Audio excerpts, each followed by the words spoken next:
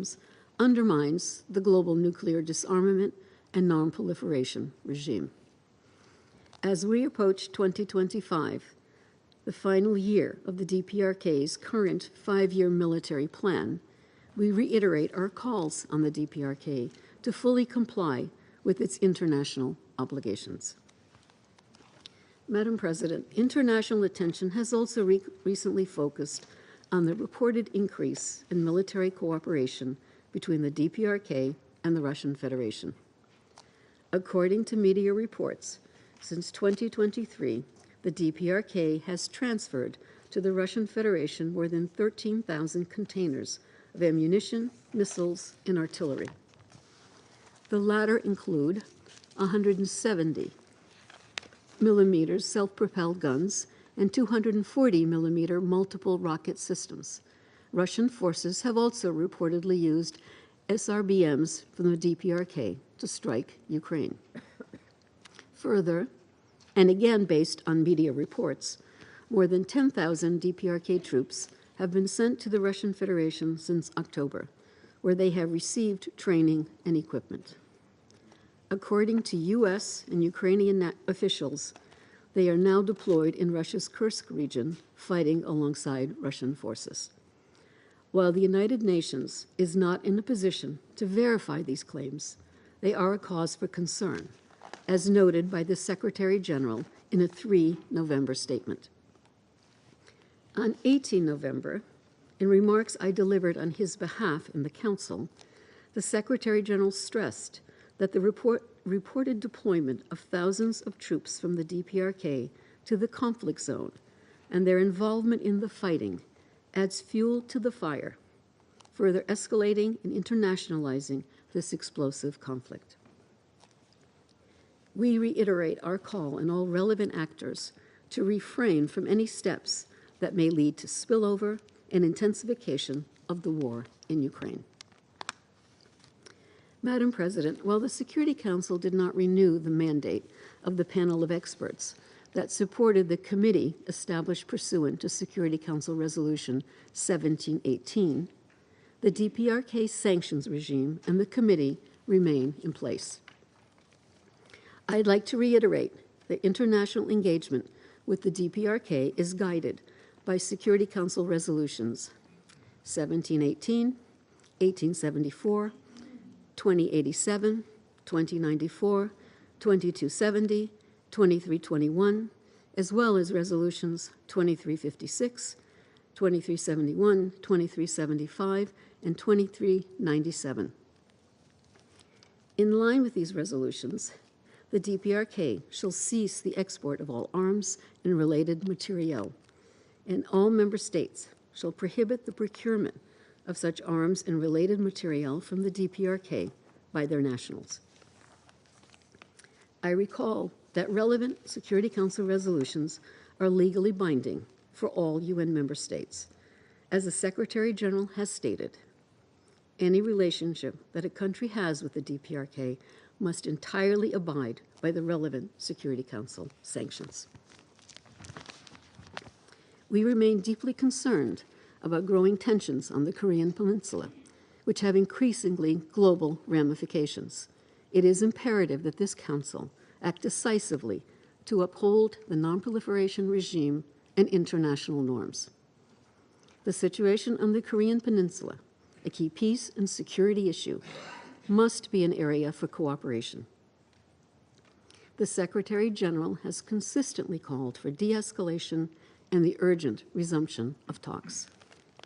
Diplomatic engagement remains the only pathway to sustainable peace and complete and verifiable denuclearization of the Korean Peninsula. In this respect, we welcome the willingness and offers to engage in dialogue with the DPRK without preconditions. We also recall the Security Council's commitment expressed in Resolution 2397 to a peaceful diplomatic and political solution to the situation on the Korean Peninsula. The Council must also remain attentive to the humanitarian situation in the DPRK. We reiterate the call on the DPRK to expedite the return of the UN country team and the international community to strengthen support for its people and advance the 2030 Agenda. Thank you, Madam President. I thank Ms. DiCarlo for her briefing. I now give the floor to Mr. Jonah Leff.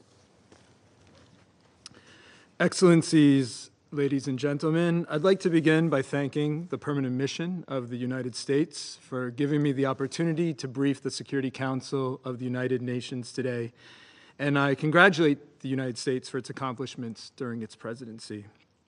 My organization, Conflict Armament Research, documents and traces weapons and their components used in conflicts around the world with an aim to assisting states in countering diversion and proliferation. Madam President, the last time I briefed the Council, in June of this year, I presented findings that my organization had generated in January and February after examining the remnants of a missile recovered in Ukraine.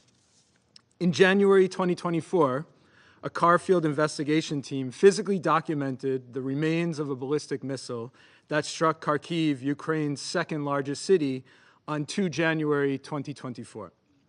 CAR documented the missile's rocket motor, its tail section, and almost 300 internal components manufactured by 26 companies from 8 countries and territories. Based on several unique features observed during the documentation, we determined that this missile was of the Hwasong-11 family manufactured in the DPRK in 2023. In the days following this initial documentation, our teams inspected 3 further identical DPRK missiles that struck Kyiv and Zaporizhzhia. Security Council resolutions on DPRK prohibit UN member states from procuring arms or related material from the DPRK and prohibit the DPRK from exporting this material. Our reporting on the matter was the first public analysis of such weapons launched outside the DPRK and in the war in Ukraine.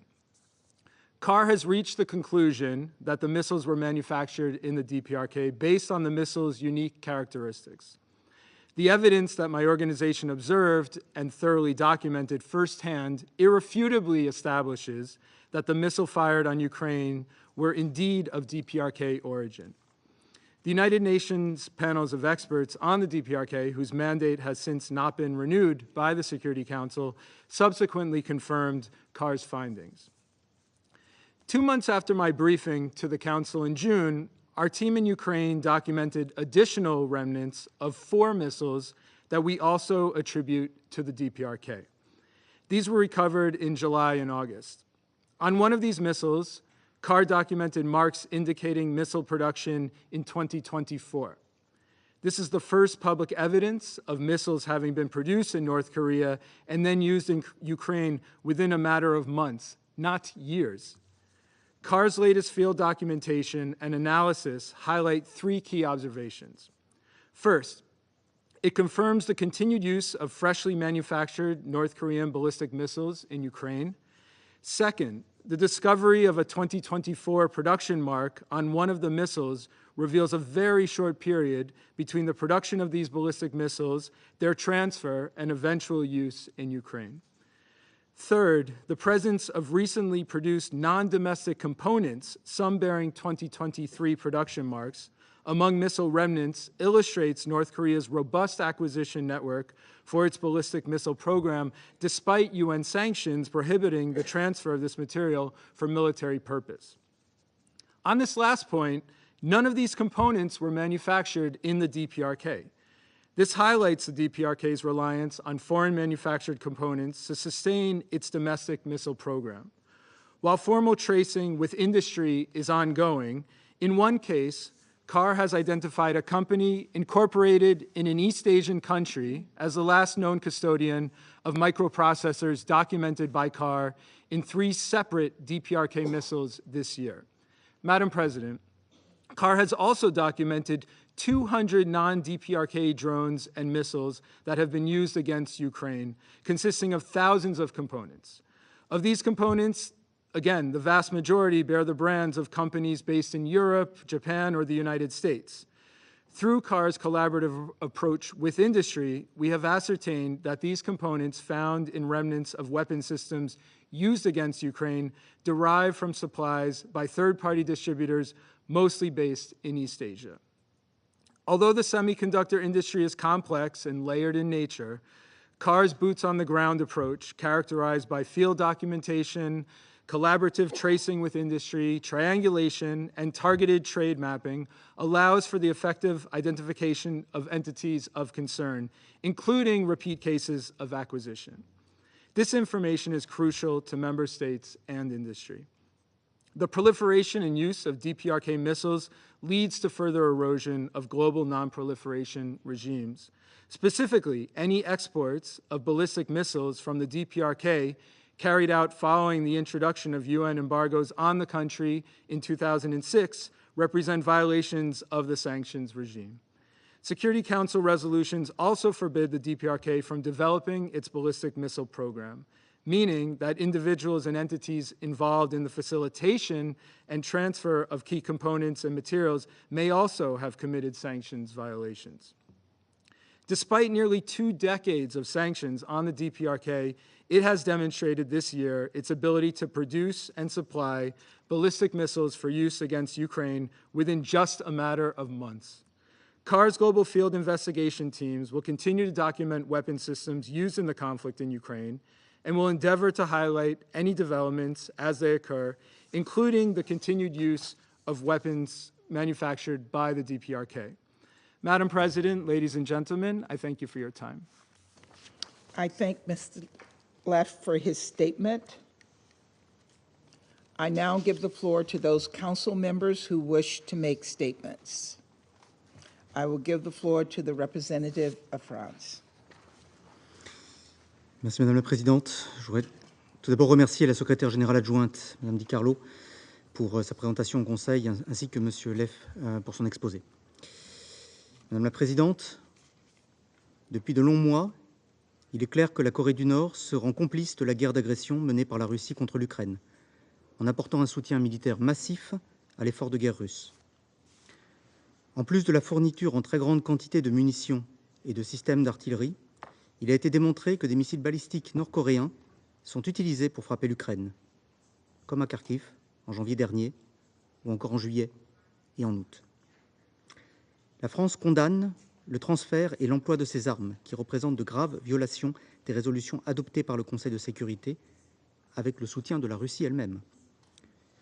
Il s'agit d'une menace directe pour la sécurité des Européens et la sécurité internationale. Le soutien nord-coréen à l'agression russe a franchi une nouvelle étape, avec le déploiement de soldats nord-coréens en Russie et leur engagement aux côtés des forces armées russes. La France condamne avec la plus grande fermeté l'engagement direct de ces troupes, qui représente une escalade inacceptable et une extension dangereuse du conflit. Il est clair que l'accroissement du soutien militaire nord-coréen traduit les difficultés rencontrées par la Russie, qui cherche par tous les moyens à poursuivre sa guerre d'agression, avec les conséquences délétères que nous connaissons pour l'ensemble de la communauté internationale. Madame la Présidente, l'accroissement de la coopération militaire illicite entre la Russie et la Corée du Nord constitue aussi un défi grave au régime international de non-prolifération, l'un des piliers fondamentaux de notre sécurité collective. En contrepartie du soutien militaire qu'elle reçoit, la Russie est devenue pourvoyeuse d'impunité et d'assistance aux programmes illégaux d'armes de destruction massive de la Corée du Nord. En mars dernier, la Russie a mis seule son veto à la reconduction du groupe d'experts du comité 17-18. Elle a ainsi privé tous les États membres d'une source d'information essentielle sur la mise en œuvre des résolutions de ce Conseil. En septembre dernier, le ministre russe des Affaires étrangères franchissait un nouveau pas en qualifiant la dénucléarisation de la Corée du Nord de question close. Ces propos constituent une remise en cause inacceptable de l'objectif établi par les résolutions du Conseil d'un abandon complet, vérifiable et irréversible des programmes d'armes nucléaires de la Corée du Nord. Lorsque ces missiles sont utilisés pour frapper les populations et les infrastructures civiles de l'Ukraine, la Corée du Nord recueille des informations sur leurs performances qu'elle peut utiliser pour développer son programme balistique. Ces missiles pourraient être employés dans l'avenir sur d'autres théâtres et servir de vecteur à des armes nucléaires. Nous ne pouvons que nous inquiéter des autres contreparties que Pyongyang pourrait demander en matière d'assistance militaire et technologique à ses programmes d'armes de destruction massive, pour sa complicité dans cette guerre d'agression. Madame la Présidente, il est de la responsabilité de la Russie de respecter les obligations qui sont les siennes en tant que membre permanent du Conseil de sécurité. Nous appelons donc, encore une fois, la Russie à mettre un terme à sa guerre d'agression. Nous exhortons la Russie et la Corée du Nord à se conformer à leurs obligations internationales, notamment aux résolutions de ce Conseil. Nous enjoignons la Corée du Nord à renouer avec le dialogue en vue d'une dénucléarisation complète, irréversible et vérifiable. Nous réaffirmons enfin notre détermination à soutenir l'Ukraine qui défend son indépendance, sa souveraineté et son intégrité territoriale. Je vous remercie. I thank the representative of France for their statement, and I now give the floor to the representative of Japan. Thank you, Madam President. I thank you for convening this critical meeting requested by 7 Council members, including Japan. I also thank USG DiCarlo and Mr. Jonas Leff, Executive Director of Conflict Armament Research, for their informative briefings. As we just heard from the briefers, there is enough evidence for the existence and expansion of military cooperation between Russia and DPRK. Their unlawful military cooperation, including direct support by North Korea for Russia's war of aggression against Ukraine, marks a dangerous expansion of the conflict with serious consequences for European and Indo-Pacific security.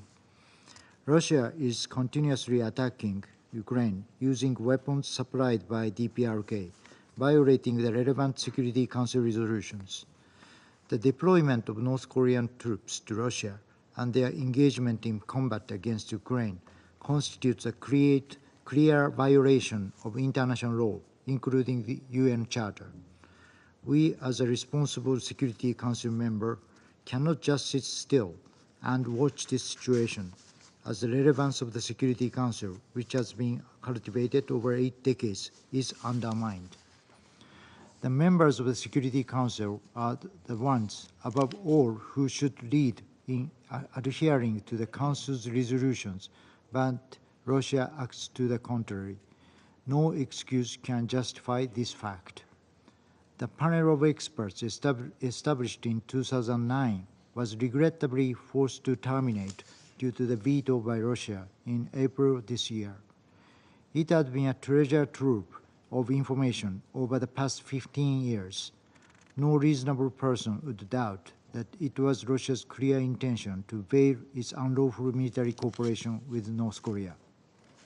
Madam President, we now stand at the crossroads whether we take actions and raise our voices to maintain international order based on the rule of law, guided by the UN Charter, or we remain silent in the face of this unprecedented threat to the values and the order of the UN system and the relevance of this Council. Japan, particularly as an elected member of the Security Council over the past 2 years, has been taking actions to defend the value of the UN and will continue to do so for all time to come.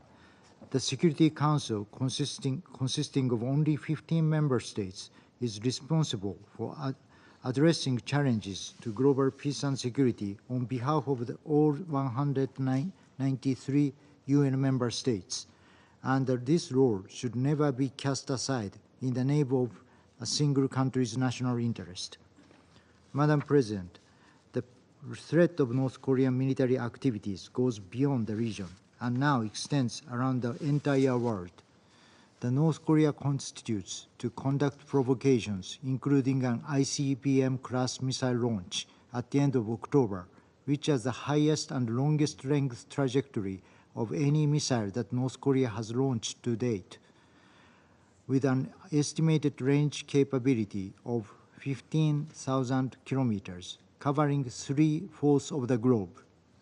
Not to mention that recent nuclear developments, including the release of images of a uranium enrichment facility for the first time in September, are also of grave concern. These reckless nuclear and ballistic missile developments by DPRK jeopardize the global non-proliferation regimes. In this connection, there is a big question about what North Korea has gained or will gain in return for its military support for Russia's aggression against Ukraine. Any support or benefit to North Korea related to its nuclear and ballistic missile development is a menace to the global non-proliferation regime.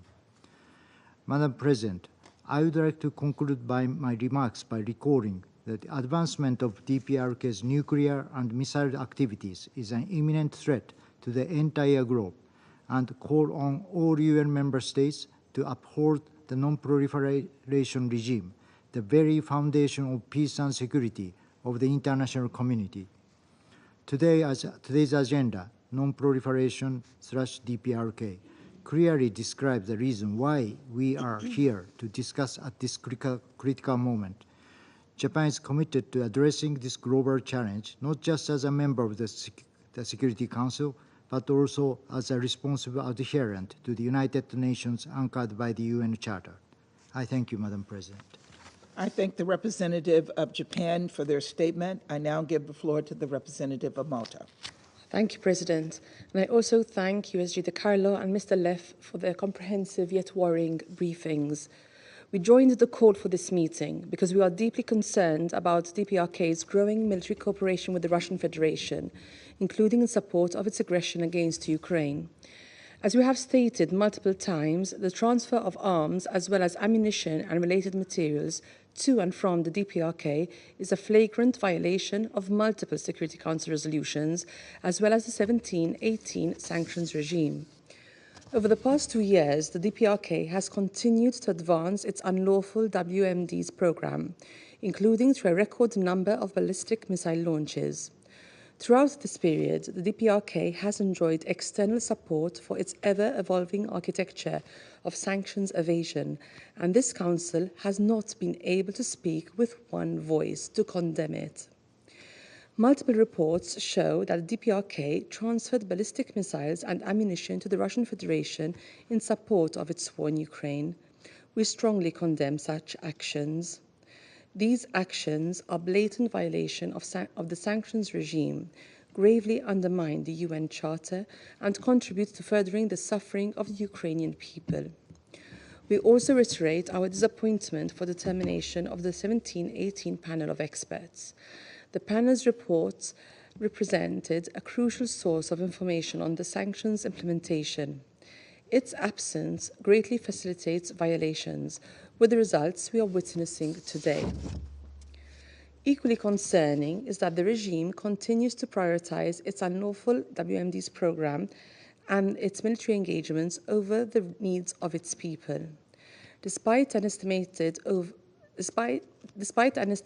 40% of the population in need of direct assistance, the regime continues to deny access to the UN and international humanitarian actors. President, the threat posed by the DPRK is no longer a regional one. Its advanced missile capabilities, as well as its active involvement in and support for Russia's aggression of Ukraine, have detrimental consequences for European security as well. This is unacceptable, and the Council should send a clear and unified message to the DPRK.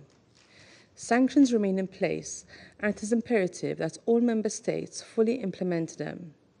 In this connection, we encourage the 1718 Committee to continue to actively engage with the wider membership, as well as with relevant international organizations, to ensure a constant flow of information.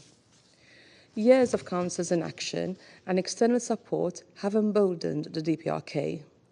We deeply regret that during Malta's tenure on the Council, this threat to international peace and security has continued to grow rather than being addressed, as the mandate of this body would dictate.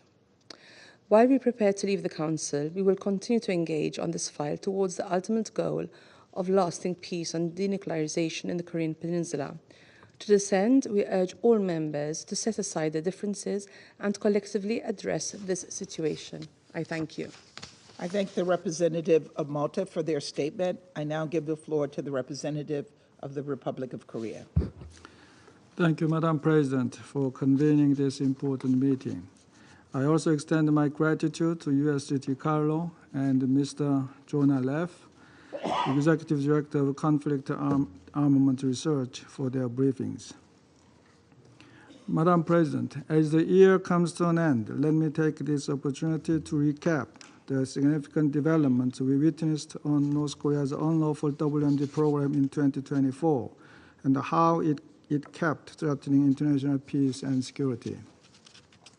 First, North Korea's redefinition of inter-Korean relations announced early this year marks the culmination of North Korea's nuclear policy. For a couple of years leading up to 2024, North Korea had taken unprecedented steps to develop tactical nuclear weapons, diversify delivery vehicles, and lower the nuclear threshold. Besides launching ICBMs such as Hwasong-19 late last October, Pyongyang test-fired various types of short-range ballistic and cruise missiles capable of carrying tactical nuclear warheads. North Korea also adopted a nuclear policy law that significantly lowered the threshold for the use of nuclear weapons in 2022 and incorporated that policy into its constitution in 2023. And then came the final piece of the puzzle when Kim Jong-un announced at the beginning of this year a policy shift on inter-Korean relations. By scrapping the 7-decade-long policy of unification and redefining the Republic of Korea as a foreign hostile state, the North Korean leader eliminated the final psychological hurdle in order to justify a preemptive nuclear strike on the ROK. As a follow-up, North Korea took the substantial military step of completely cutting off road and rail links to the south in October. Second, this year saw a marked and qualitative shift in the state of military cooperation between North Korea and Russia.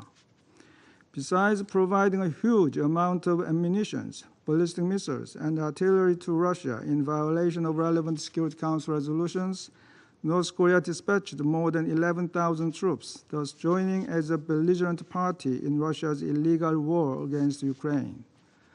North Korean soldiers are already engaged in combat operations, with some being reportedly killed in action on the battlefield. This illegal military cooperation goes far beyond anything we could have imagined. When the war first broke out, we never expected that North Korean troops would be fighting on the European battlefield and that Russia would rely on North Korea's military to such an extent. What is all the more worrisome is that no one knows how far this military cooperation will go and where it might end. They may move the goalposts as they see fit as the situation unfolds. With the recently ratified Comprehensive Strategic Partnership Treaty, Russia and North Korea formalized this illicit military cooperation. In addition to gaining first-hand experience in modern warfare and economic benefits from Russia, Pyongyang may acquire advanced military technology, material, and equipment for its nuclear and missile program. We assess that Russia provides the air defense missile system to North Korea. Furthermore, Russia is accepting North Korean workers, which is one of the few revenue sources for cash-strapped Pyongyang. It is deeply troubling that Russian local authorities are openly speaking up about hiring North Korean workers to fill labor shortage, which would be a clear violation of multiple Security Council resolutions. The ROK assesses that 4,000 North Korean workers have been sent to Russia this year alone, and North Korea may use regular passenger rail service resumed earlier this week and other means to dispatch more workers to Russia. Meanwhile, the Russian foreign minister's description of North Korea's denuclearization as a closed issue would seriously undermine the global non-proliferation regime. If Russia abandons its long-held position of denuclearization of North Korea, it will erode the very foundation of the NPT regime. Such an outcome will not be in anyone's interest, in particular the nuclear weapon states, including China and eventually Russia. Madam President, this year is indeed an inflection point. Going forward, however, we must expect further uncertainties looming over the horizon. North Korea has a history of provocative actions during U.S. presidential transitions, designed to grab attention, raise the stakes, and set the stage for direct negotiations with the new U.S. administration. This pattern can recur within the upcoming months. This time, it could be another ICBM or a military satellite launch or even its 7th nuclear test. Dear colleagues, as members of the Security Council, we should stand united to address North Korea's unlawful WMD program and remain prepared to deal with any possible provocations by the DPRK. We bear a heavy responsibility on our shoulders for the maintenance of international peace and security, as well as upholding the global non-proliferation regime underpinned by the NPT. We must therefore ensure all relevant Security Council resolutions will be fully implemented by all UN member states. I thank you, Madam President. I thank the representative of the Republic of Korea for their statement. I now give the floor to the representative of Slovenia. Thank you, Madam President. I would like to thank USG DiCarlo and Mr. Leff for their valuable contributions. Madam President, my country is deeply concerned with the expansion of military engagements of the DPRK, especially its military cooperation with Russia. This represents an escalation of Russia's illegal war on Ukraine. Firstly, evidence on arms transfers cropped up. Millions of artillery shells and numerous missiles were reportedly transferred to Russia for use in its war against Ukraine. Secondly, evidence emerged of DPRK troops' presence in Europe. And what is more, the latest reports indicate that they are now actively involved in this war. These developments represent blatant violations of UN Security Council resolutions and heavily imply that Russia is willing to undermine the Council and the UN to achieve short-term military advantages. At the same time, the North Korean leadership is immensely profiting from this rekindling of cooperation. With no considerations being given to international law, the Charter, or Security Council resolutions, there are indications that the DPRK is acquiring new armaments and military technology from Russia. In addition to this, comes a deeply troubling statement by Foreign Minister Lavrov, who publicly said that Russia viewed the notion of denuclearizing North Korea as a closed matter. Slovenia is deeply concerned that as a consequence of these developments, the DPRK leadership will be able to further sustain its illegal ballistic, nuclear, and other WMD programs to the detriment of its own civilian population. Madam President, the DPRK no longer represents only a regional challenge, but is destabilizing two parts of the world at the same time. It is high time for the DPRK to cease its provocative activities and return to dialogue and diplomacy. At the same time, Russia must discontinue its illegal support to DPRK. We need to employ all diplomatic means to bring the DPRK back to the negotiating table.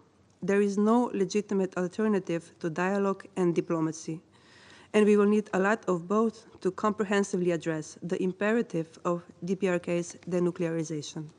I thank you, Madam President. I thank the representative of Slovenia for their statement. I now give the floor to the United Kingdom. Thank you, President. And thank you to USG DiCarlo and Mr. Leff for your briefing. Over the past year, we've seen the DPRK providing increasing support to Russia's illegal war against Ukraine through the supply of munitions, ballistic missiles, and now manpower, with the deployment of more than 10,000 DPRK troops to Russia. The Council should be deeply concerned that DPRK troops are now engaging in direct combat operations against Ukraine, involving themselves directly in the largest war in Europe in a generation. A war the General Assembly has repeatedly described as a violation of international law. While Russia's growing reliance on third country support comes as no surprise, given its weakened state and its desperate efforts to steal more Ukrainian territory, This is a grave error by DPRK. We call upon Pyongyang to withdraw its forces from the theatre of combat and encourage all countries with influence in Pyongyang to use it accordingly. It should by now be crystal clear to the DPRK, your support for Russia's illegal war in Europe is not in your interests. You must cease this support immediately and return to meaningful engagement with the international community. Colleagues, deepening military cooperation between Russia and the DPRK has significant implications for security and stability in Europe, the Korean Peninsula, and elsewhere. We should all be worried about a DPRK with improved military technology and enhanced capacity to export weapons. Recent reports that Russia intends to transfer MiG-29 and Su-27 fighter aircraft to DPRK further exposes Russia's willingness to raise tensions on the Korean Peninsula and undermine regional stability in the Indo-Pacific, all in service of its war against Ukraine. And Foreign Minister Lavrov's declaration that the notion of denuclearizing North Korea is a, quote, closed issue, unquote, is a reckless departure from the agreed principle of complete, verifiable, and irreversible disarmament, and undermines the Nonproliferation Treaty. We call on Russia, an NPT depository state, to align their words and actions with their stated commitment to global nuclear non-proliferation principles. We will continue to impose costs on Russia and DPRK for this dangerous expansion of the war. If Putin was truly interested in peace, he could end this war today by ceasing his deployment of DPRK troops on the front line and ending his country's aggression against Ukraine. I thank you. I thank the representative of the United Kingdom for their statement. I now give the floor to the representative of Guyana. Thank you, Madam President. I thank Undersecretary General DiCarlo and Mr. Leff for their briefings. I also acknowledge the presence of the representatives of the Democratic People's Republic of Korea, Ukraine, and the European Union in this meeting. Madam President, Guyana reiterates its condemnation of all ballistic missile launches in 2024 by the DPRK in violation of relevant Security Council resolutions. We urge the DPRK to adhere scrupulously to its obligations under these resolutions, to abandon its nuclear weapons program as well as its ballistic missile program, and to destroy all other existing weapons of mass destruction. We also encourage all member states to comply with and implement the relevant Council resolutions related to the DPRK. In this regard, we stress that any military engagements with the DPRK should fully align with international law and with these resolutions. Madam President, the Security Council, through the 1718 Committee, maintains its mandate of overseeing the implementation of the measures outlined in Council resolutions related to the DPRK, despite the expiration of the mandate of the Committee's panel of experts. We recall that the fulfillment of the objectives of the Security Council resolutions is critical to reducing tensions on the Korean Peninsula through a peaceful and comprehensive solution. To this end, we will continue to support alternative options within the Council that seek to address the gaps in reporting and monitoring the sanctions related to the DPRK. We stress that a continuous flow of information on the implementation of the DPRK sanctions regime remains critical to the work of the committee in the execution of its mandate. Additionally, Guyana believes that dialogue and diplomacy remain critical to resolving the tensions on the peninsula. In this regard, we again urge resumption of dialogue among all concerned parties so that progress can be achieved in de-escalating the tensions. Madam President, in conclusion, Guyana reaffirms its commitment to the Council's efforts to bring about full compliance with its resolutions related to the DPRK, including through the 1718 Sanctions Committee. We also reaffirm our commitment to the advancement of the global non-proliferation and disarmament agenda and call on states that have not yet done so to ratify the Treaty on the Prohibition of Nuclear Weapons. We further reiterate our support for the denuclearization of the Korean Peninsula, which we believe is one of the key aspirations to achieving a world free of nuclear weapons and ensuring international peace and security. I thank you. I thank the representative of Guyana for their statement. I give the floor to the representative of China. 主席，当前全球安全形势持续恶化，地缘政治空前紧张，朝鲜半岛局势更趋敏感复杂，未来走向充满不稳定和不确定性。在此背景下，国际社会应当共同努力，推动半岛问题的政治解决进程。一是要重视维稳防乱，维护半岛和平稳定，防止半岛生战生乱，符合各方共同利益，顺应国际社会共同期待，是当前各方立场主张的最大公约数。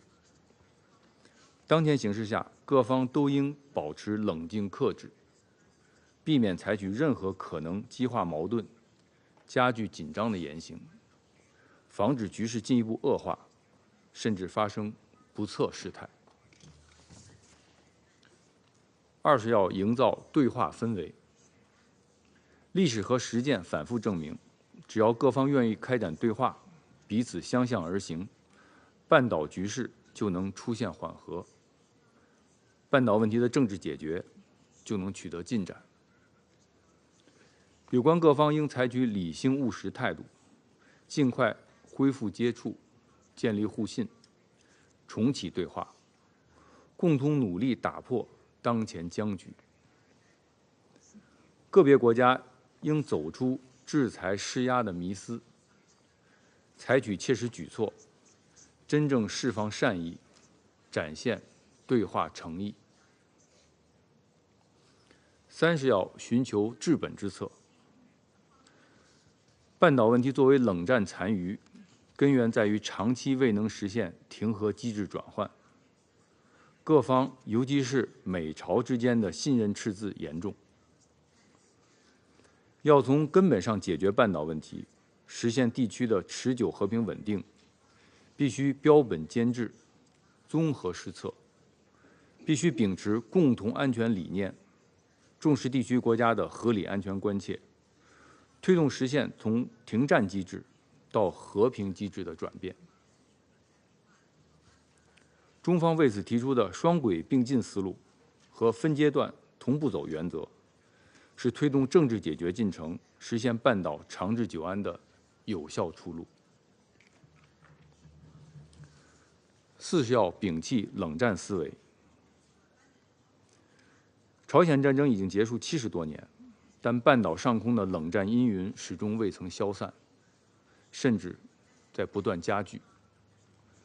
个别国家执迷于冷战思维和零和博弈，不断操弄半岛局势，借机加速推进印太战略，强化地区军事同盟，特别是在半岛及周边地区加大军事力量投放和战略资产部署，严重损害包括中国在内的地区国家的安全利益。有关国家应停止借半岛问题推进地缘战略、挑动阵营对抗的错误做法，否则半岛问题的政治解决就难以顺利推进。主席，中方注意到，刚才一些成员在发言中谈到当前欧洲安全与朝鲜半岛局势的关系。需要强调的是，乌克兰问题同朝鲜半岛问题的经纬、性质完全不同，将两者挂钩只会使两个问题都更加复杂难解。而以担忧欧洲安全和亚太安全相互交织、出现共振为借口，推动北约越界扩权，染指亚太，只会进一步激化地区矛盾，加剧各方对立，中方坚决反对。最后，我愿指出，安理会处理半岛问题的出发点和落脚点，应是推动半岛问题的政治解决进程，而不是单方面施压，更不是政治作秀。安理会通过的各项涉朝决议都应该得到完整、准确、平衡的执行。中国作为安理会常任理事国，一直认真执行各项涉朝决议，履行应尽的国际义务。同时，中国作为半岛近邻和负责任的大国，也一直在以自己的方式为推动早日重启对话、维护半岛和平稳定、实现东北亚地区的长治久安发挥建设性作用。我们呼吁有关各方同中方一道，继续为此做出努力。谢谢。I thank the representative of China for their statement. I now give the floor to the representative of Algeria. شكرا السيد الرئيس. أشكر وكيلة الأمين العام السيدة دي كارلو على إحاطتها. استمعنا بعناية إلى ممثل المجتمع المدني. بداية تؤكد الجزائر من جديد التزامها بمبادئ نزع السلاح النووي وعدم الانتشار وبتنفيذ قرارات مجلس الأمن. ونعتقد أن لجنة القرار 1718 لا تزال المحفل الأكثر ملائمة وصلة لمناقشة المسائل المتعلقة بتنفيذ نظام الجزاءات المفروض على جمهورية كوريا الشعبية الديمقراطية. إن ولاية اللجنة وخبرتها التقنية تجعلها أكثر ملائمة للتعامل مع هذه القضايا بطريقة متوازنة وموضوعية.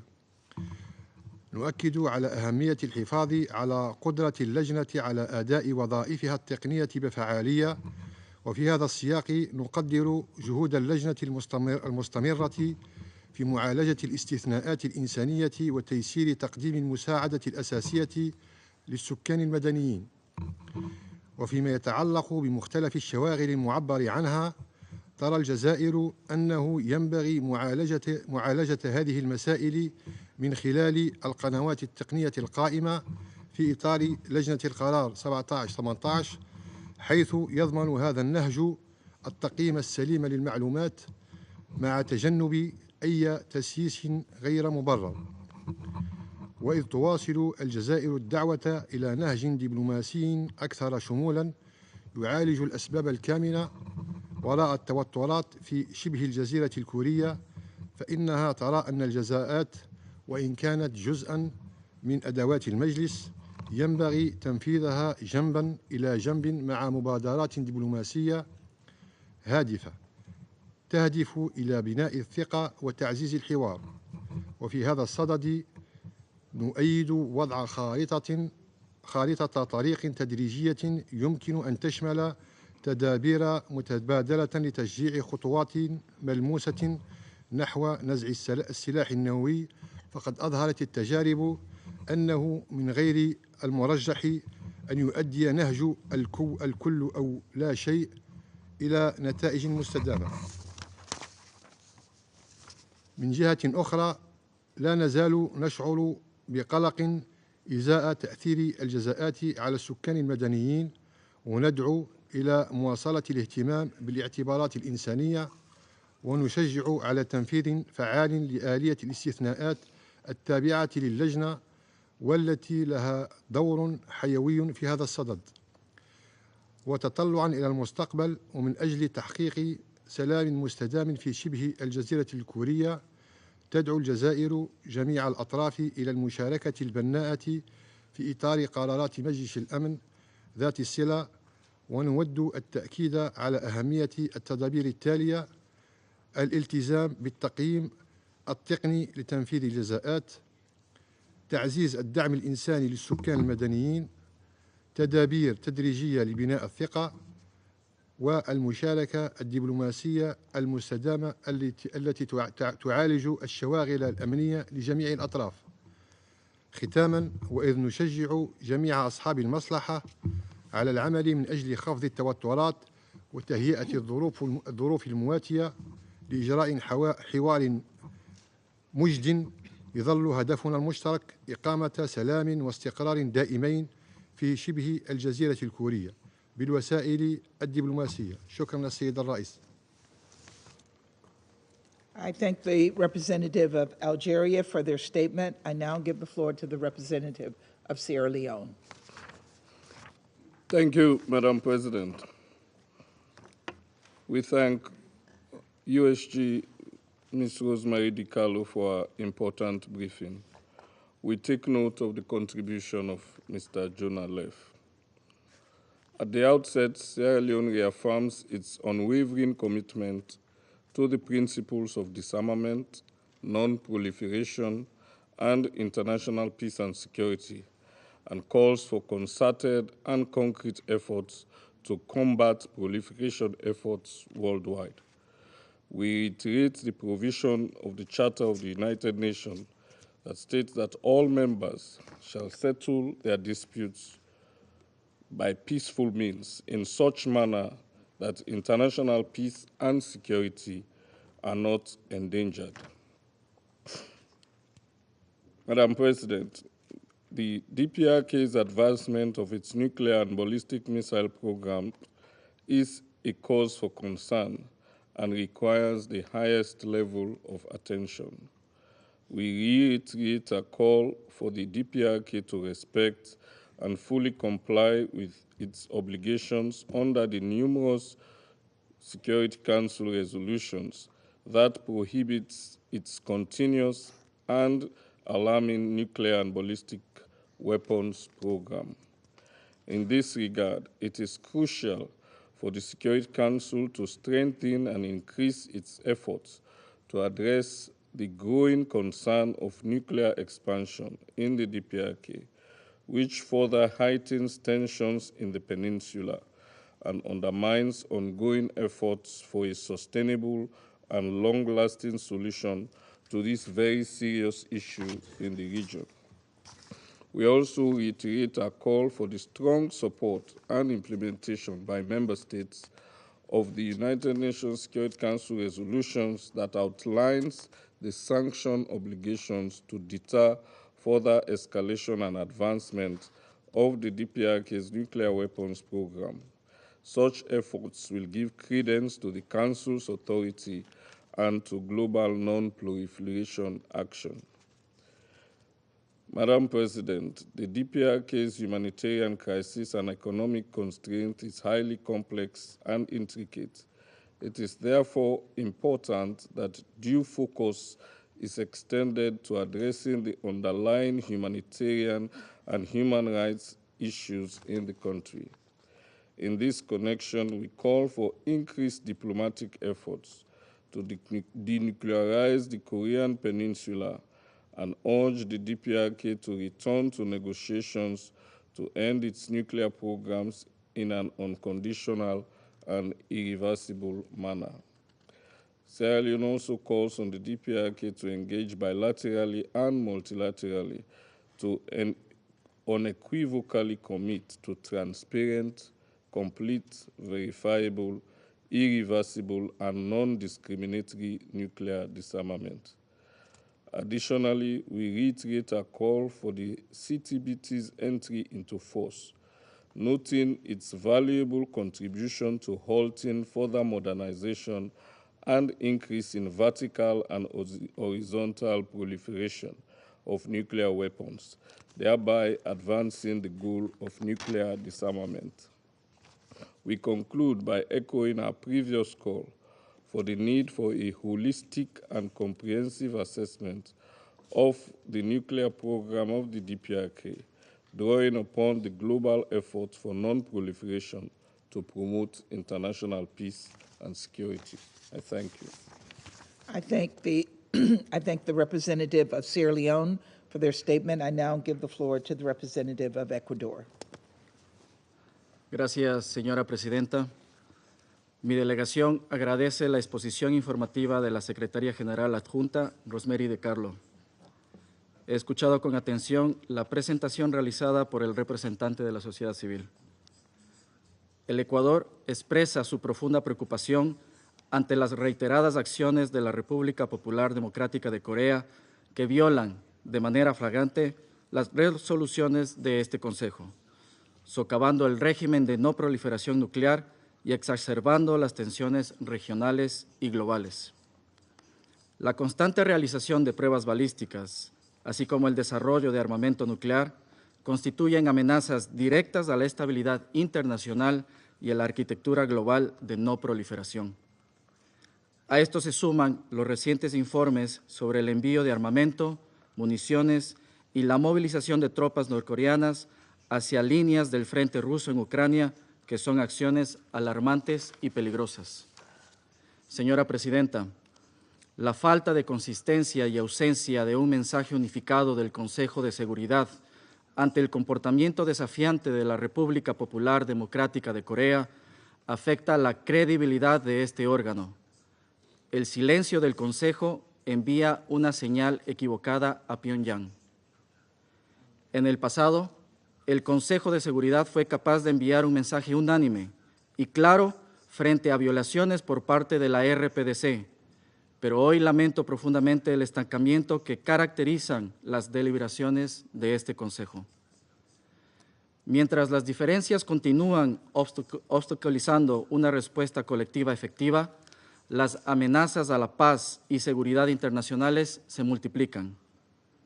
La amplia membresía de las Naciones Unidas exige a este Consejo un mensaje de respeto y cumplimiento al derecho internacional, la Carta de las Naciones Unidas y las resoluciones del Consejo de Seguridad.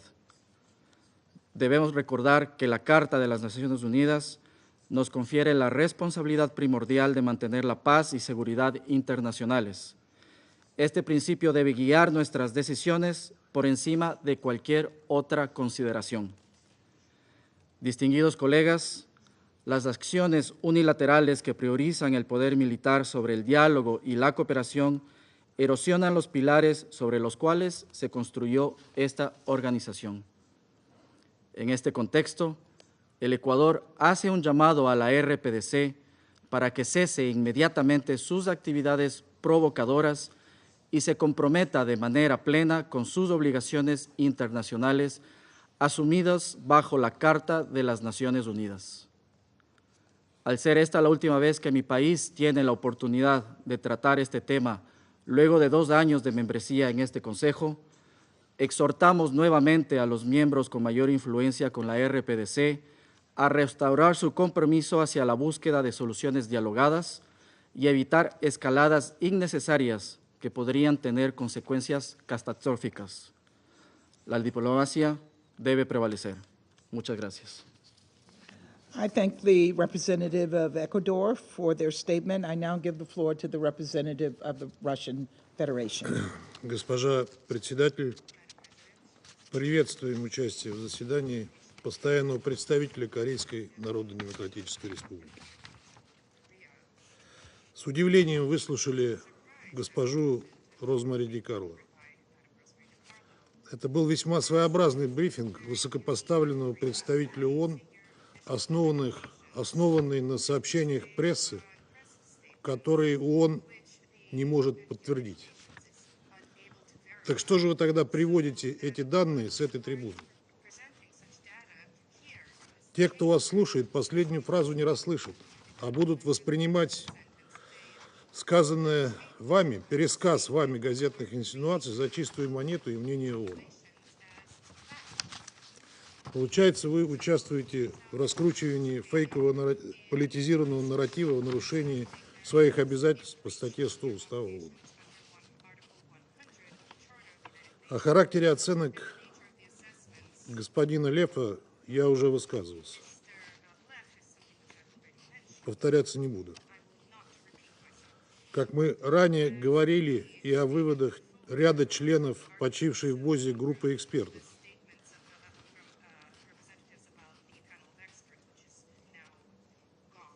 посетивших Киев, ни один из которых не был экспертом в области баллистики. За последние годы Совет провел немало заседаний по инициативе Соединенных Штатов по ситуации на Корейском полуострове под лицемерными предлогами.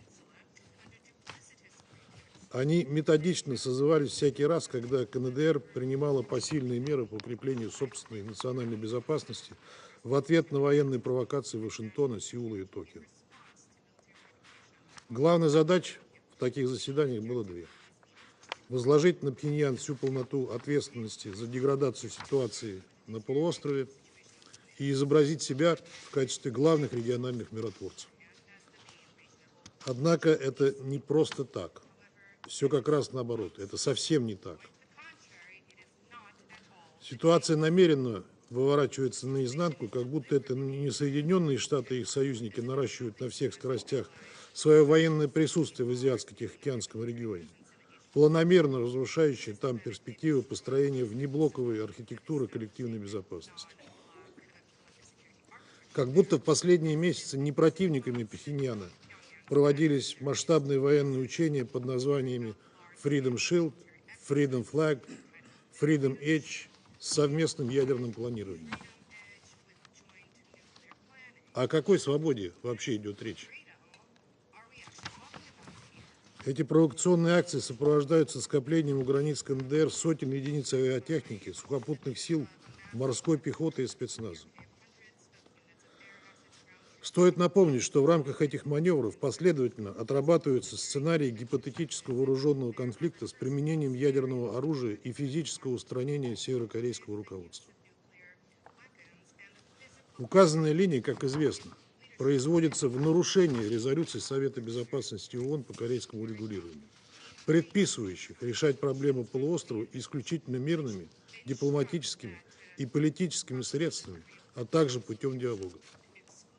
Это записано именно в тех резолюциях, на которые вы постоянно ссылаетесь. В том, что касается сотрудничества России с Пхеньяном, то неоднократно озвучивали нашу позицию. КНДР – наш близкий сосед и партнер, с которым мы развиваем отношения во всех областях. Это наше суверенное право. Российское взаимодействие с КНДР и в военной, и в других сферах соответствует международному праву и не нарушает его. Оно не направлено против третьих стран и не представляет никакой угрозы для государств региона или международного сообщества. И не сомневайтесь, мы продолжим развивать это сотрудничество. 12 ноября был ратифицирован договор между Российской Федерацией и КНДР о всеобъемлющем стратегическом партнерстве. В документе заложены базовые принципы дальнейшего развития российско-корейских связей, нацеленных на углубление партнерства и стратегической кооперации по широкому спектру приоритетных для двух государств направлений, построение справедливой международной системы. Он носит неконфронтационный, оборонительный характер и нацелен на поддержание стабильности в регионе Северо-Восточной Азии. Вы же сами всегда говорили, что по вашим правилам НАТО – оборонительный союз. Почему же вы так нервничаете сейчас, если речь идет о совместной обороне?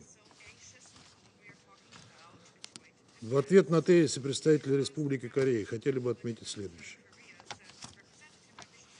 Прежде чем рассуждать о последствиях действий Пхеньяна, вам следовало бы сначала разобраться с тем, что происходит в вашей стране, и не только с внутриполитической точки зрения. По утечкам тех же СМИ в течение последних месяцев Сеул сознательно старался спровоцировать резкий всплеск напряженности на полуострове. В этих целях осуществлялась отправка в направлении КНДР беспилотников, чтобы вызвать ответную жесткую реакцию Пхеньяна. Имеется информация, что бывшим министром обороны Республики Корея планировалась акция по обстрелу мест запуска с территории севера воздушных шаров с мусором. Если это так, то голословные утверждения Сеула о якобы угрожающем характере взаимодействия России и КНДР выглядят несостоятельно и лицемерно. Госпожа председатель, до сегодняшнего дня алармистские созывы Совета Безопасности казались рутинной обработкой политического заказа, которая, по всей видимости, была призвана произвести впечатление на внутреннюю аудиторию. Из разряда продемонстрировать, что после спровоцированной вами же эскалации вы, дескать, следите за событиями и задействуете для этого Совет Безопасности. Характер и необычная лапидарность сегодняшних выступлений, запросивших нынешнее заседание, это только подтверждают.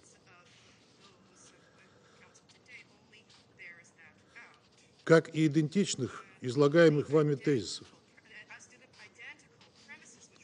Мы могли бы еще больше сократить время этой увлекательной встречи, если бы вы выделили кого-нибудь одного выступить от имени всех 7 запросивших это заседание стран. Это бы ничего не добавило и ничего не убавило из вашего нарратива. Однако выбор темы для сегодняшнего заседания пересекает все рамки приличия. Какое право имеет США и его союзники в регионе читать мораль о расширении вовлеченности КНДР в военную активность, тогда как именно Вашингтон последовательно занимается этим по всему миру с самыми разрушительными последствиями? Эти обвинения не только лицемерны. Это еще и попытка отвлечь внимание от патовой ситуации как внутри Украины, так и на линии боевого соприкосновения, а также оправдать участие в конфликте натовских военных специалистов.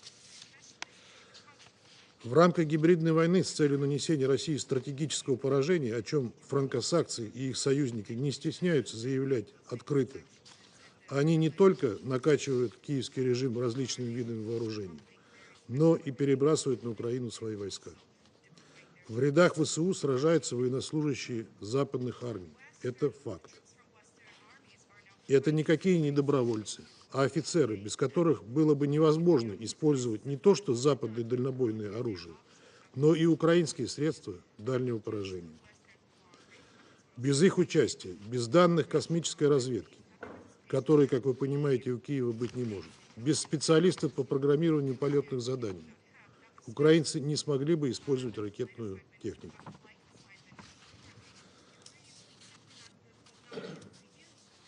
Именно при военной помощи Запада киевский режим смог реализовать Курскую авантюру в августе, не спровоцированно напав там на мирное, именно мирное население российских городов.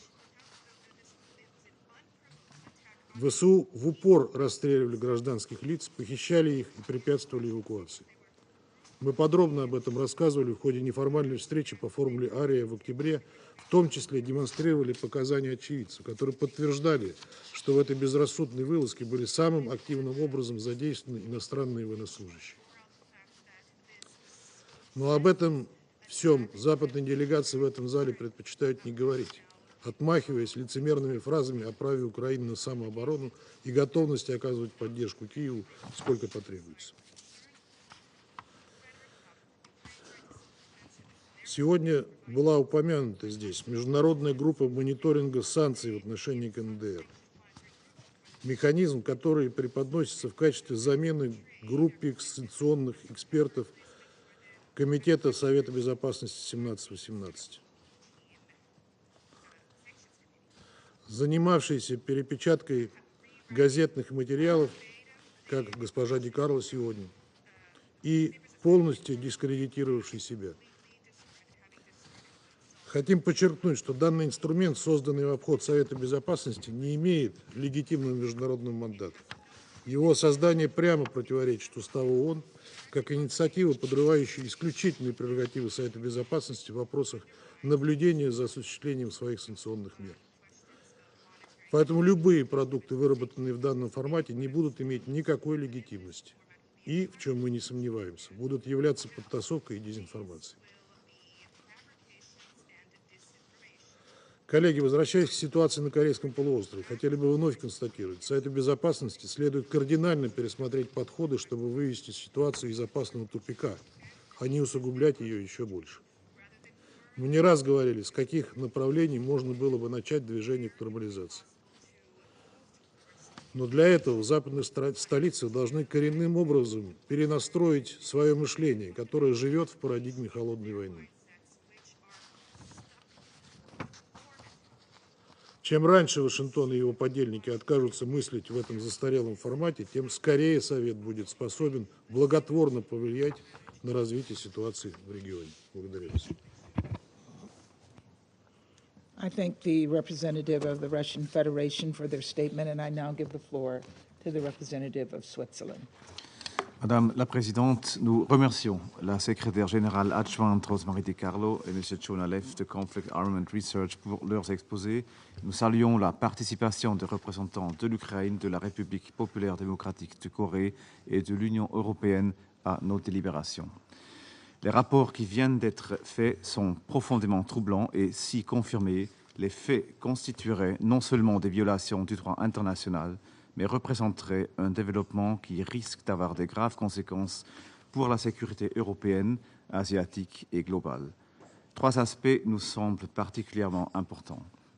Premièrement, d'un point de vue légal, un déploiement de troupes des forces armées par la RPDC, si avère, s'ajouterait au nombre croissant de rapports fondés faisant état du transfert illégal d'armes à la Russie.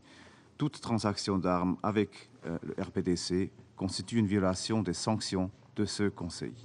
Cela concerne la vente, l'achat, l'importation et l'exportation d'armes vers ou depuis la RPDC, l'emploi de missiles balistiques de type KN-23 et l'impact de leur utilisation sur la population civile ukrainienne soulèvent également des questions quant au respect du droit international humanitaire.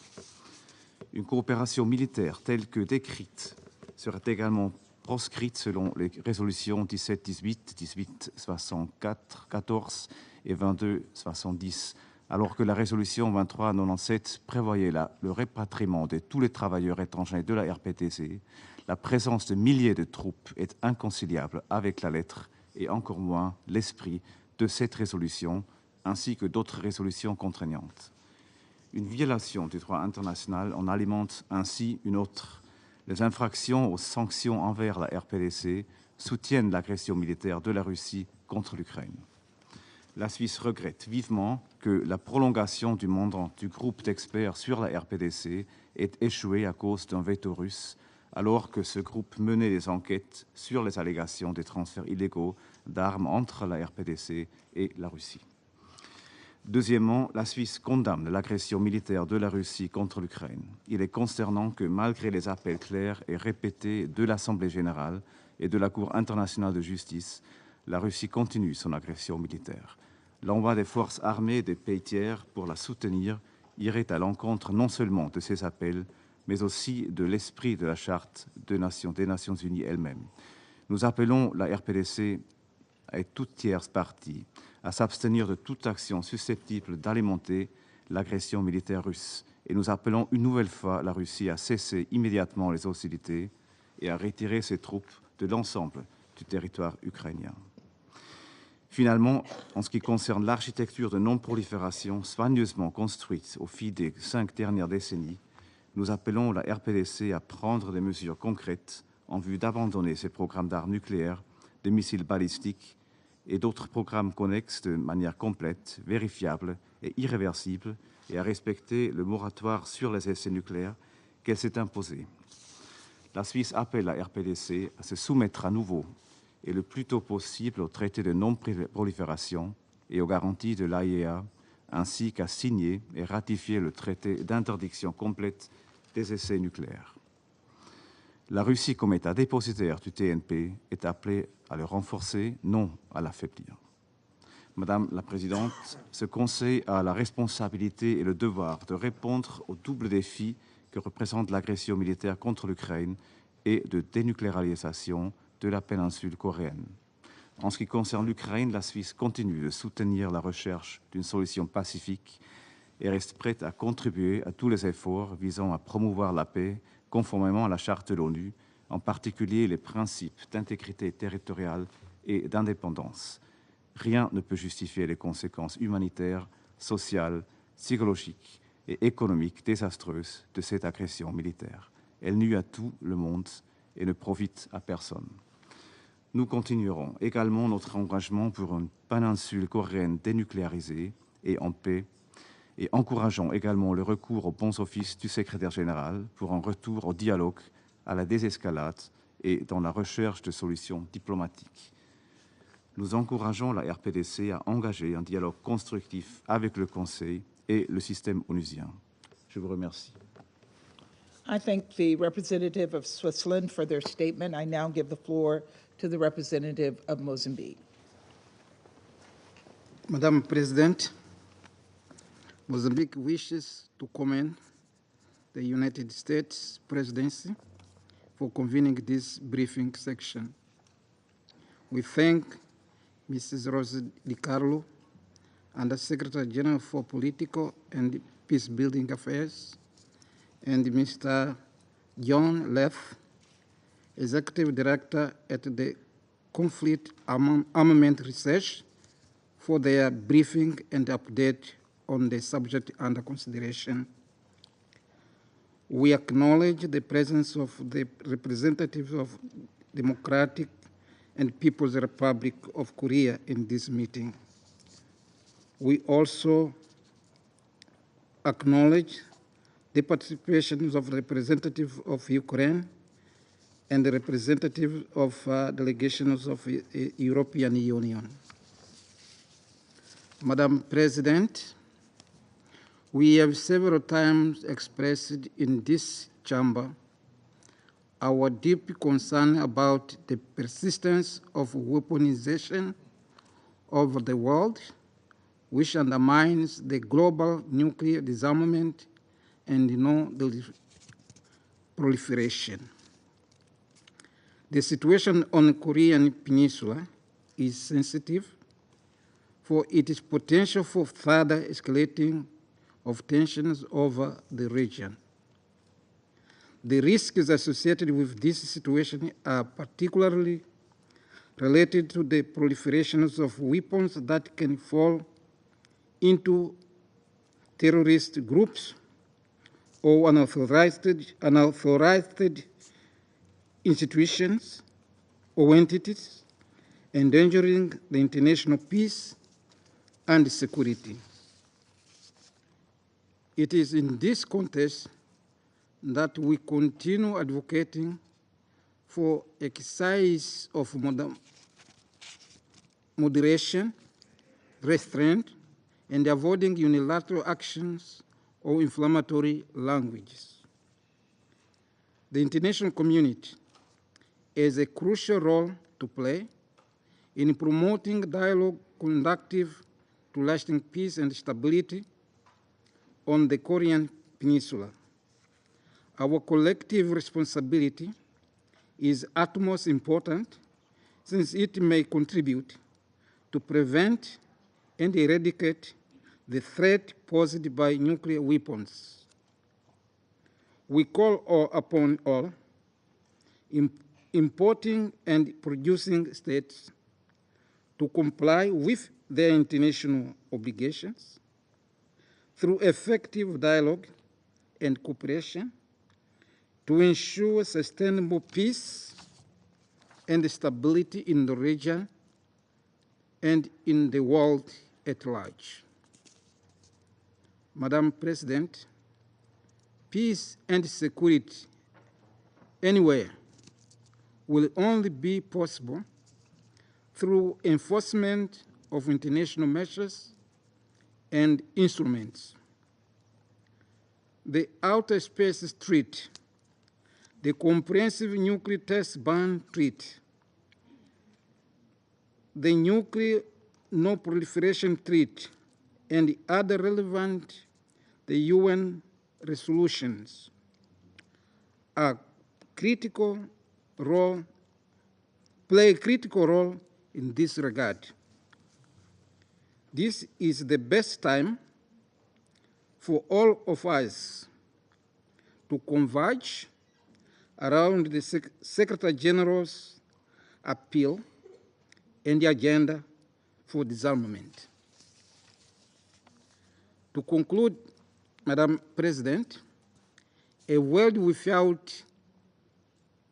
less nuclear proliferation will always be a world with more peace and security. Otherwise, as long as the current trend of the competition and the nuclear rise prevails, world peace and stability will be under permanent threat. I thank you, Madam President. I thank the representative of Mozambique for their statement. I shall now make a statement in my capacity as representative of the United States. Thank you, Undersecretary General DiCarlo and Mr. Leff, for your briefings.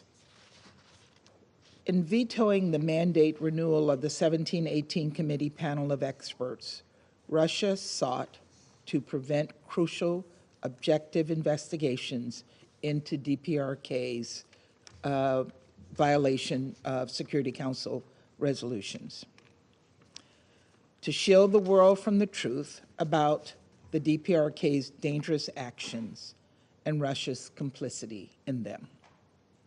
The loss of this committee makes organizations like conflict armament research all the more critical, and the United States is grateful that its independent, well-regarded experts continue to provide clear and credible reporting on DPRK-related violations.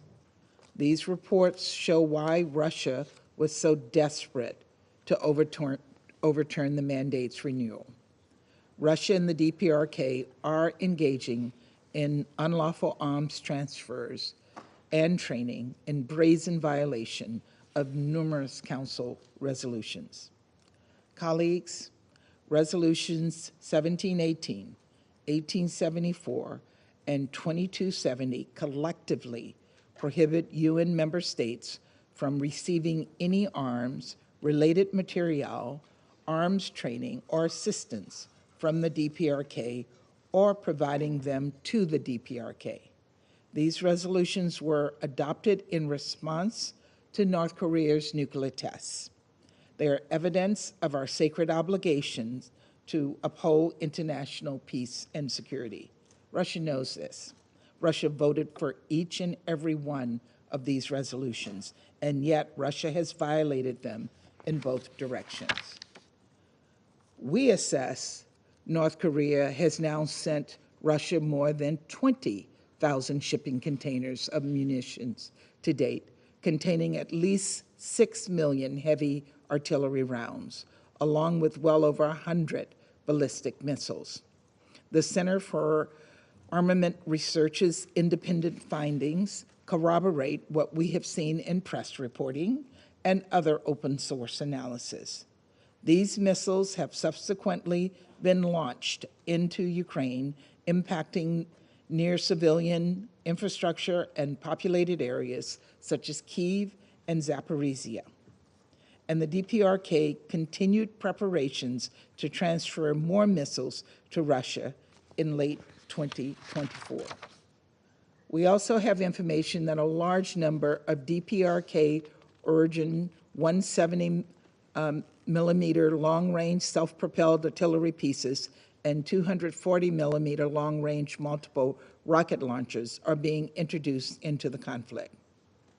And now Russia turns to the DPRK for manpower as well as munitions in order to carry out its war of aggression against Ukraine, welcoming more than 11,000 DPRK troops onto its soil. And this is not from the press, this is from the DPRK. And not just any soldiers. North Koreans sent elite special forces units to Russia. This marks the first time North Korean troops have participated in large-scale ground combat operations in more than 70 years, and the first time they've done so outside the Korean Peninsula. And Russia is likely to use the deployment as a basis for future combined training exercises with the Korean People's Army. This is not a one-way street. The more Russia relies on the DPRK's support, the more the DPRK extracts it in return, exacerbating threats to peace and security, not only in Europe, but across the globe. In recent months, Russia has provided training to DPRK troops in artillery, UAV, and basic infantry operations, including trench clearing, an indication DPRK soldiers are participating in frontline operations and directly engaging in hostilities against Ukraine. We also have information that Russia has transferred air defense systems to the DPRK. The Kremlin continues to provide free and subsidized refined petroleum to the Kim regime above the UN-mandated 500,000 barrel cap, as well as sell dual-use technology and equipment. What's more, we are particularly concerned about Moscow's intent to share satellite and space technologies with Pyongyang, which the war in Ukraine has plainly demonstrated is crucial to an army's communications and intelligence gathering capability on the modern battlefield. And it continues to shield the DPRK from joint actions in this council, obstructing DPRK sanctions implementations while attempting to escape reproach for its violations. Alarmingly, we assess that Russia may be close to accepting North Korea's nuclear weapons program, reversing Moscow's decade-long commitment to denuclearize the Korean Peninsula. We believe that Moscow will become more reluctant not only to criticize Pyongyang's development of nuclear weapons, but also further obstruct passage of sanctions or resolutions condemning North Korea's destabilizing behavior, as we've already seen. Colleagues, every single one of us must call out this recklessness, every single one of us. For far too long, China has provided political cover for Russia's violation, emboldening the DPRK to continue its ballistic missiles launches, among other dangerous, provocative behavior. This is not the behavior of any responsible member state, let alone two permanent members of the Council. Responsible Council members take seriously their duty to counter threats to international peace and security. Responsible Council members uphold resolutions that curb proliferation and remand recourse for human rights abuses. Responsible Council members have no reason to fear independent, objective experts, and responsible Council members do not enable tyrants for their own political gain. Colleagues, just 2 years ago, I visited Ukraine. I saw up close the devastation and despair, the mother in Kyiv who had to hold her daughter's lifeless hand after a Russian attack on her apartment building, the child who desperately wanted to return to school, the humanitarian aid worker who was detained and tortured by Russian forces, so traumatized she could barely speak. I will never forget the horrors unleashed by Putin, but I will also never forget the resilience of the Ukrainian people. For years, they have defended their land, their freedom, their identity, and they have defended one another too, taking in neighbors who lost their homes, risking their lives to feed those in need, nursing orphans back to health, showing the world that community is a form of resistance. Today, they face new threats, dangerous threats. No veto can deny that harsh reality. I know that the people of Ukraine will continue to stand up to oppression, to imperialism, to reckless proliferation, but all of us must stand up with them. And so once again, the United States calls on Russia to cease military cooperation with the DPRK, to end the senseless war of aggression against Ukraine, and immediately withdraw its forces from Ukrainian territory within its internationally recognized borders. I also want to respond to China about engaging in dialogue with the DPRK. We have said repeatedly we're open to unconditional dialogue with the DPRK. Each time we've reached out, it has responded with a clenched fist. And we would welcome further dialogue with the DPRK as I speak here today. So finally, we have to continue to work to meet our responsibilities as members of this council to uphold the charter we have all sworn to protect.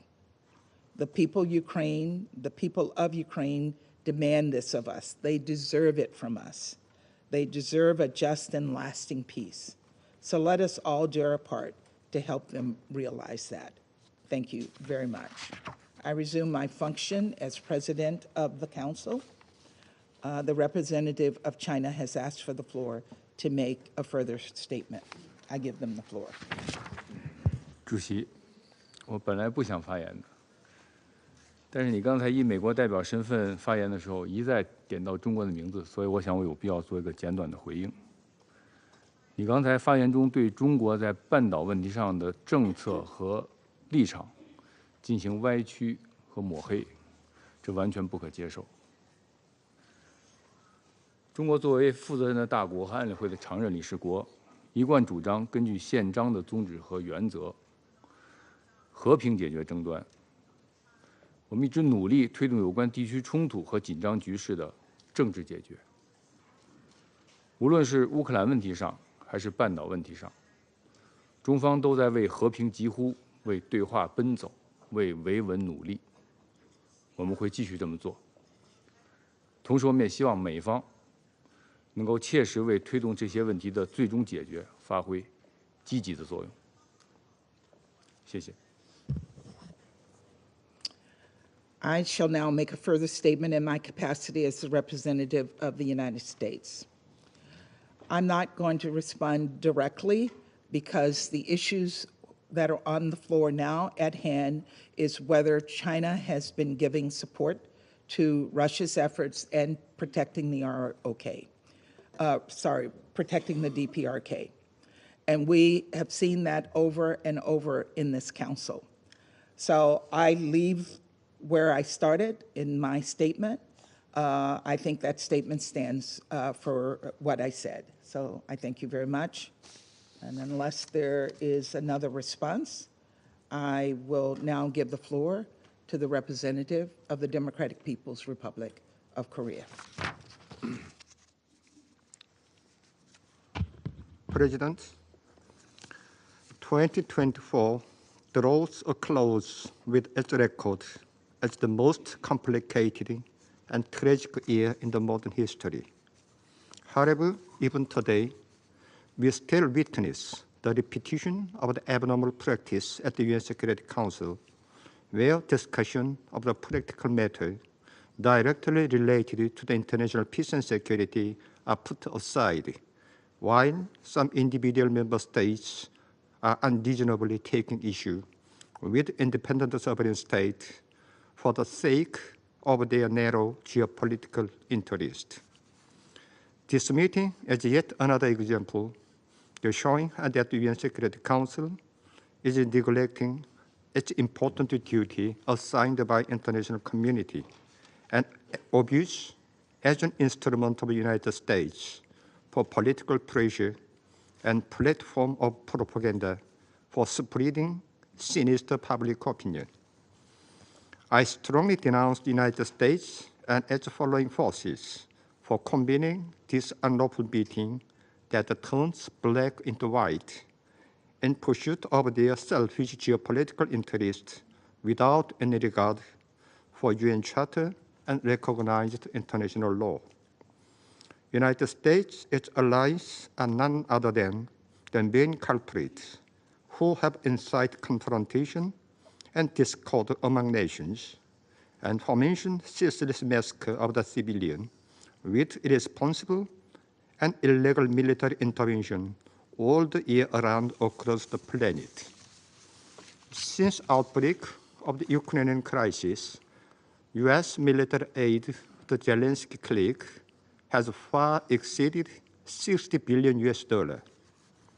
This fact alone is enough to know how much it has contributed to destruction of the peace and stability in the region and beyond.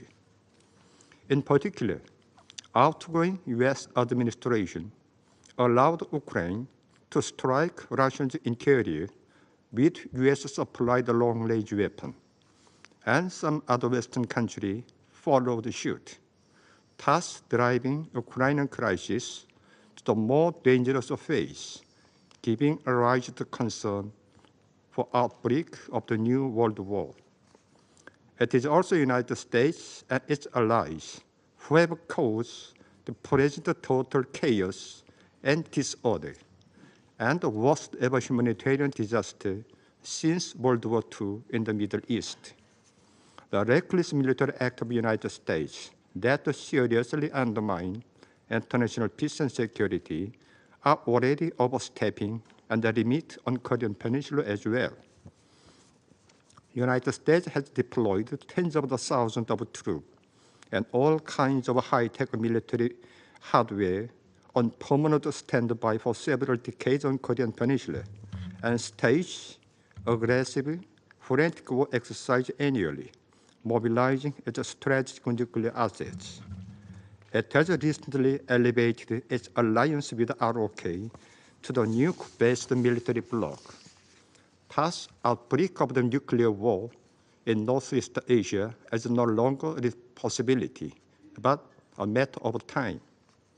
While indulging its self-military intervention and the war threatened against sovereign states around the world, the United States has called for this meeting of the UN Security Council, talking about someone's alleged military engagement.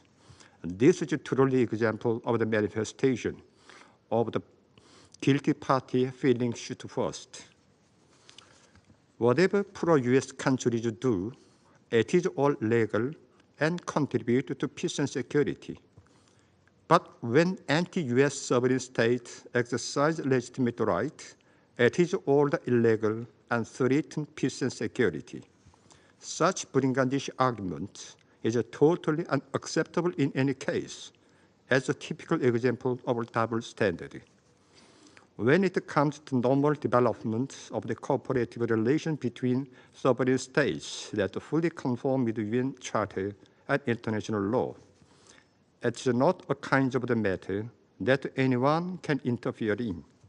The Korea-Russia relationship is based on the treaty on comprehensive strategic partnership between the DPRK and the Russian Federation that comes into effect in recent weeks. It promotes the welfare of the people of both countries and served as the security mechanism for easing tension in the region and guaranteeing a strategic stability of the world. It becomes a positive contribution to international peace and security and can by no means be subject of the criticism. DPRK will never tolerate the arbitrary and high-handed practice of the United States and its following forces in their attempt to impose hegemonic unipolar system of domination. It will fulfill its responsibility to defend a genuine international justice and to safeguard global peace and security. I thank you. I thank the representative of the Democratic Republic of Korea for their statement. I now give the floor to His Excellency, Mr. Stavros Lambrinidis, head of the delegation of the European Union to the United Nations. Thank you, Madam President. I have the honor to speak on behalf of the European Union and its member states, the candidate countries North Macedonia, Montenegro, Albania, Ukraine, the Republic of Moldova, Bosnia and Herzegovina, and the EFTA country Iceland, member of the European Economic Area, as well as San Marino, align themselves with this statement. I would like to thank USG Rosemary DiCarlo and Mr. Jonah Leff for their briefings. President, I will focus my intervention around two main themes that are linked in an ever more dangerous way today. First, the Democratic People's Republic of Korea's continued violation of its non-proliferation obligations. And second, the increasing military cooperation between the DPRK and Russia, which constitutes a dangerous escalation and expansion of Russia's war of aggression against Ukraine, with serious and direct security implications not just for Europe, but globally. On non-proliferation, the nuclear and missile programs of the DPRK pose an immediate security threat to all countries and to the international disarmament and non-proliferation architecture as a whole. The DPRK must comply immediately with its obligations under UNSC resolutions by abandoning all its nuclear weapons, other weapons of mass destruction, ballistic missile programs, and existing nuclear programs in a complete, verifiable, and irreversible manner, and cease all related activities. Virtually everyone in this room has said this today. Virtually everyone. All UN member states, especially members of the UN Security Council, must ensure the full implementation of UN sanctions. We stress that those sanctions remain fully in place despite the Russian veto that derailed the 1718 Committee's panel of experts from continuing its work.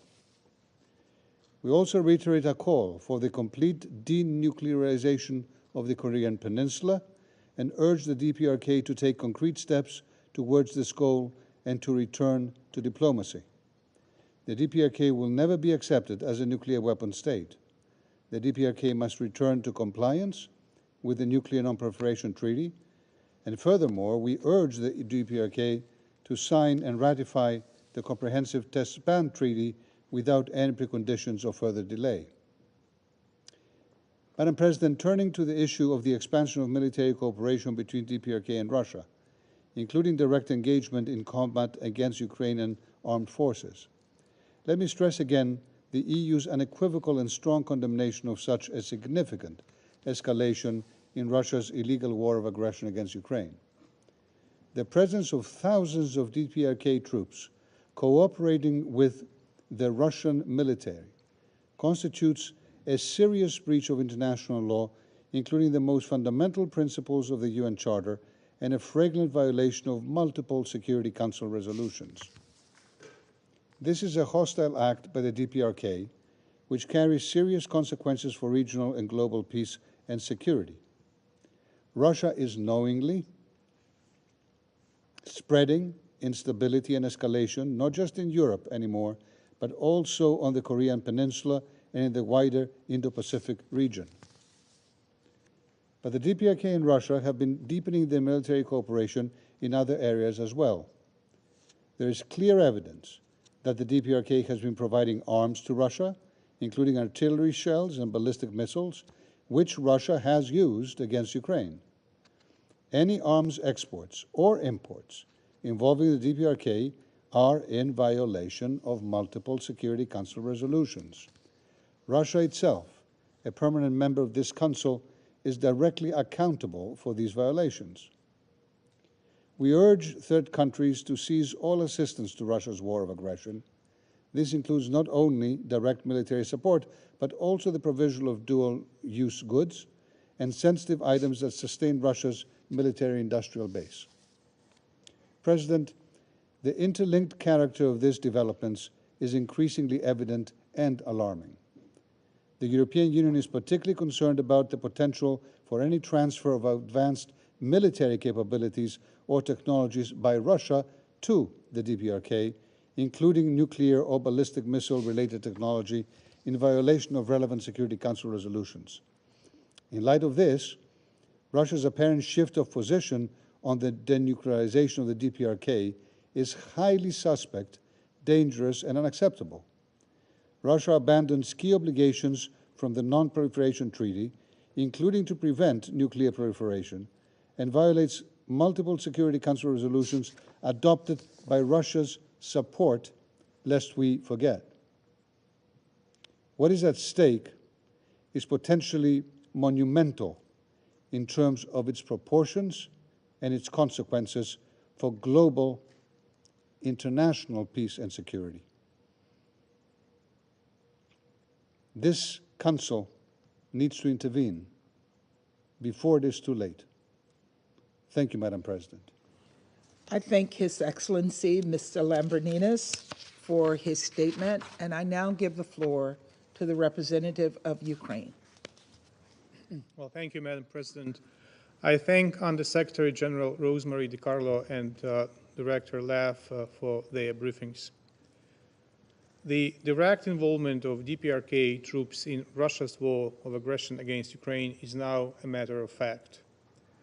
Starting at least from December 14th, numerous evidence, including video footage captured by Ukrainian drones, confirm the participation of North Korean soldiers in assaults on Ukrainian positions. The Russian forces have integrated these DPRK units into joint formations, employing them in operations against Ukrainian forces in the Kursk region.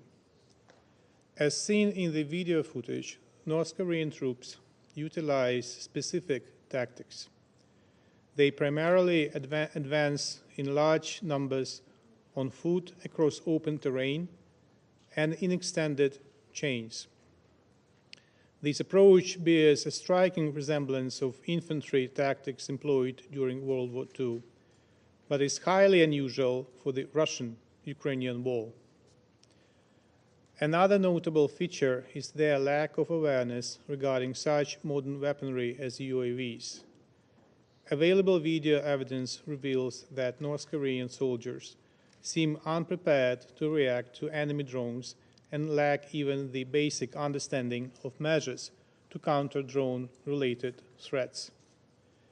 They have already suffered noticeable losses. As of 14th of December, the estimated losses of units composed of Russian and North Korean personnel amount to about 200 servicemen. Against this backdrop, the DPRK continues to supply weapons and ammunition to Russia. In particular, since December 2023, the DPRK has transferred over 20,000 containers of munitions and military equipment, as well as over 100 ballistic missiles to Russia, used by Moscow against Ukraine. The most recent case was registered last Friday when Russia used a DPRK missile in its massive strike against Ukraine's critical energy infrastructure. The delegation of Ukraine informed the Security Council of this strike at the meeting on Monday. It should be stressed that through these arms transfers, Russia and the DPRK are flagrantly violating the UN arms embargo on the DPRK envisaged by multiple UN Security Council resolutions. Moreover, Russia's training of DPRK troops also violates the above resolutions. I wish to reiterate that neither Russia nor the DPRK would be able to produce missiles to the current amount if components manufactured by third countries were not available to Moscow and Pyongyang through various loopholes in sanctions regimes. Russia also uses the existing loopholes to provide its own military assistance to the DPRK, including sensitive technologies. No doubt, the components from third countries and military technologies from Russia, which likely include advanced ICBM technology, contribute significantly to the development of the DPRK nuclear and ballistic missile programs, including ICBMs. There are about 7,000 kilometers from the DPRK to Ukraine, and I do not need to remind the range of ICBMs and what countries are within this range. It clearly illustrates that the issue of Ukraine and the Korean Peninsula are clearly not different issues. The actions of Moscow and Pyongyang have made them interconnected. These steps by Moscow and Pyongyang undermine international efforts aimed at achieving the complete, verifiable, and irreversible denuclearization of the Korean Peninsula. In this regard, we commend recent decisions by our partners to strengthen sanctions against Russia and the DPRK and call for further decisive measures on the matter. Due to Russia's expansion of the war against Ukraine, security in Europe and in the Indo-Pacific are now directly linked. Putin wants to create more problems for the world in Asia, and this is why the Russians are training North Korea in modern warfare. The actual involvement of North Korea in hostilities should be met with tangible pressure on both Moscow and Pyongyang for the sake of compliance with the UN Charter and punishment of escalation. Thank you.